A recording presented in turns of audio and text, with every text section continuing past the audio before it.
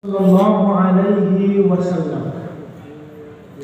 أشهد أن لا إله إلا الله وأن محمدا عبده ورسوله لا نبي ولا رسول بعده.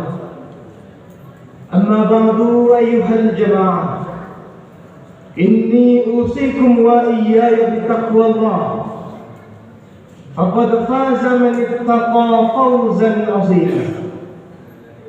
ثم قال تعالى في القرآن المجيد: أعوذ بالله من الشيطان الرجيم، بسم الله الرحمن الرحيم. يا أيها الذين آمنوا إنما الخمر والميسر والأنصاب والأزلام رجس من عمل الشيطان فاجتنبوه لعلكم تفلحون. صدق الله العظيم وصدق رسوله النبي الكريم. Bapak dan saudara hadirin sidang jamaah Jumat yang dimuliakan Allah Subhanahu wa ta'ala.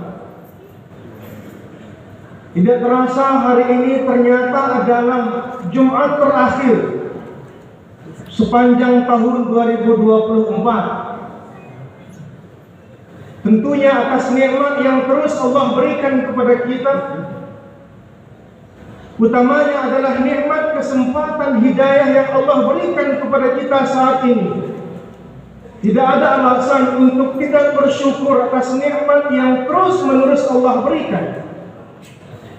Betapa banyak orang yang punya impian, punya rencana yang sama dengan kita, tapi karena satu dan lain hal harus menunda pelaksanaan Jumatnya hanya karena pekerjaan, hanya karena kesehatan dan lain sebagainya. Maka nikmat ini patut kita syukuri minimal dengan melafalkan alhamdulillah rabbil alamin. Kemudian salawat dan salam teruntuk insan paripurna Nabi Muhammad sallallahu alaihi wasallam, Nabi yang betul-betul kita harapkan syafaatnya pada hari yang tidak satu orang pun mampu memberikan syafaat melainkan beliau. Dan satu di antara cara mewujudkannya adalah dengan terus merutinkan lisan kita untuk terus-menerus berselawat kepadanya. Hadirin sidang jemaah Jumat yang dimuliakan Allah, tak bosan-bosanlah khatib mengajak kita semua untuk terus meningkatkan kualitas dan kuantitas ketakwaan kita kepada Allah Subhanahu wa ta'ala. Karena standar kemuliaan manusia di mata Allah bukan pangkat dan jabatan, bukan ras dan keturunan, bukan pula jenis golongan kita, tapi sejatinya inna akramakum indallahi atqakum. Yang paling mulia di mata Allah adalah mereka yang paling bertakwa kepadanya. Maka dari itu mari kita berlomba-lomba menjadi hambanya yang paling bertakwa.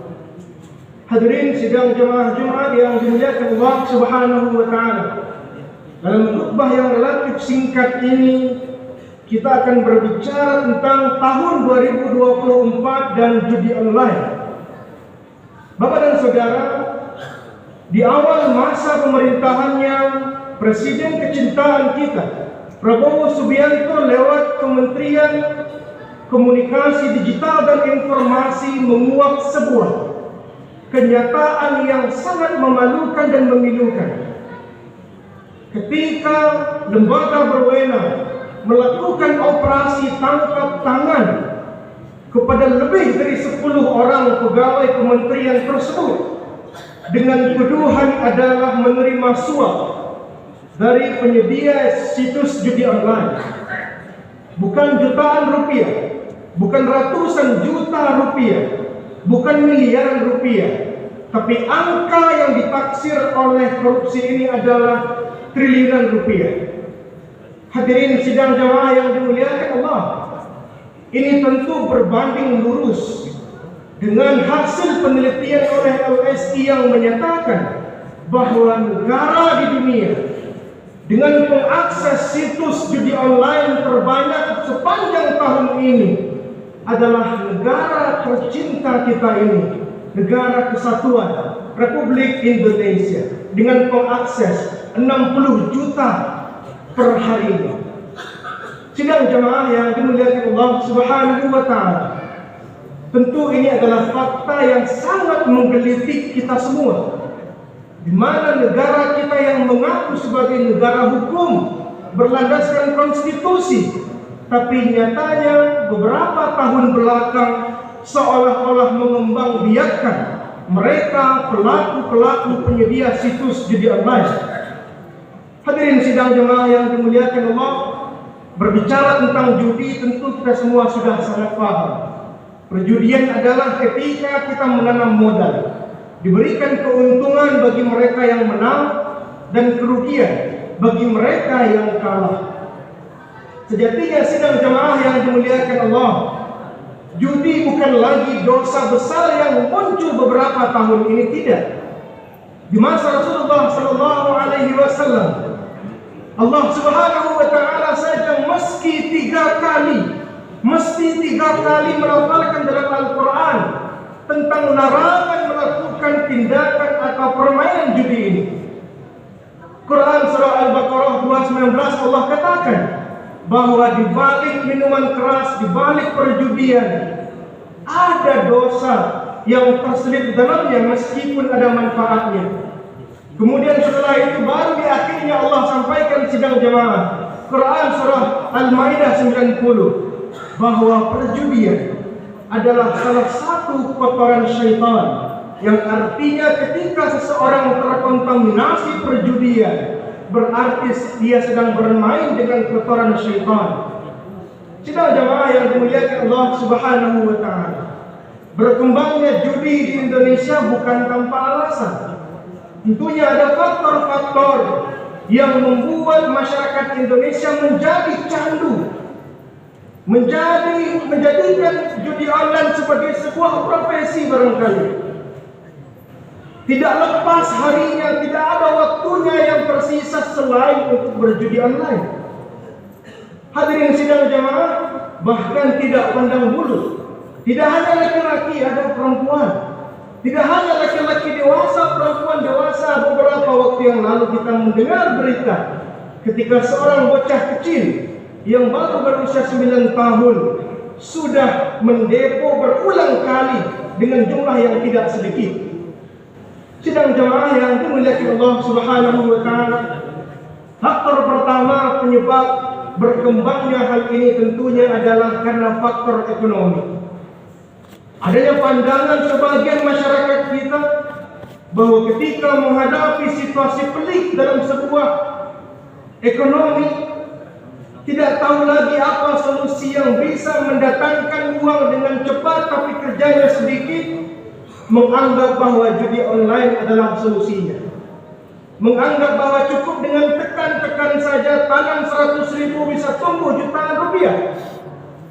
Maka hadirin sidang jemaah yang berbahagia, faktor ekonomi disinyalir menjadi penyebab pertama dan utama kenapa judi online begitu marak di Indonesia beberapa waktu ini. Kemudian yang kedua, sidang jemaah yang dimuliakan Allah, adanya paradigma di tengah-tengah masyarakat kita, pandangan bahwa dengan berjudi mereka bisa menghasilkan uang dengan cepat. Dengan kemenangan berjuta-juta rupiah, dengan duduk saja mereka berpandangan bisa menghasilkan uang dengan proses seinstan itu.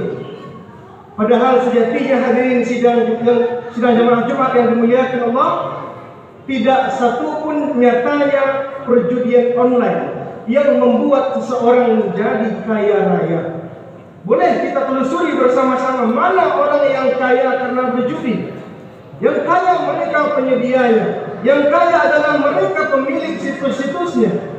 Maka hadirin sidang jemaah yang dimuliakan Allah, dua hal ini disinyalir menjadi penyebab kenapa begitu maraknya perkembangan judi online di Indonesia.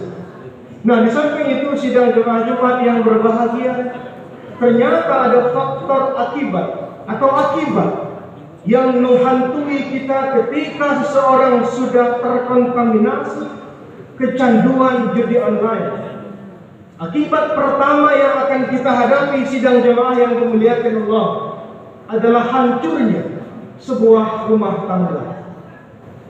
Pengadilan Agama di seluruh Indonesia baru saja beberapa hari yang lalu mengumpulkan rekapitulasi angka perceraian di Indonesia sepanjang tahun 2024. Dari Sabang sampai Merauke, dari berbagai jenis agama, per tahun 2024 ada 481.000 angka perceraian di seluruh Indonesia. Mirisnya sidang jemaah yang dimuliakan Allah, 80% di antaranya mengaku bercerai karena faktor ekonomi, dan dari 80% ini 75% atau 3/4 dari mereka adalah yang mengaku bahwa suaminya kecanduan judi online. Artinya sidang jemaah yang dimuliakan Allah, perlu kita pahami bahwa dalam sebuah perceraian yang rugi bukan seorang suami, dia bisa menikah kembali.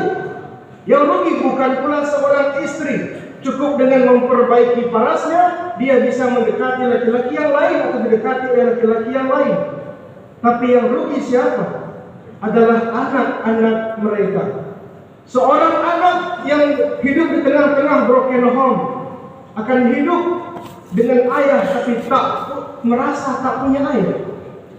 Akan hidup dengan ibu tapi tak merasakan kasih sayang peluk hangat seorang ibu. Maka wajar saja hadirin sidang jemaah yang dimuliakan Allah, 80% dari mereka yang terlibat sindikat kriminal di Indonesia adalah mereka yang mengaku bahwa keluarga mereka tidak baik-baik saja.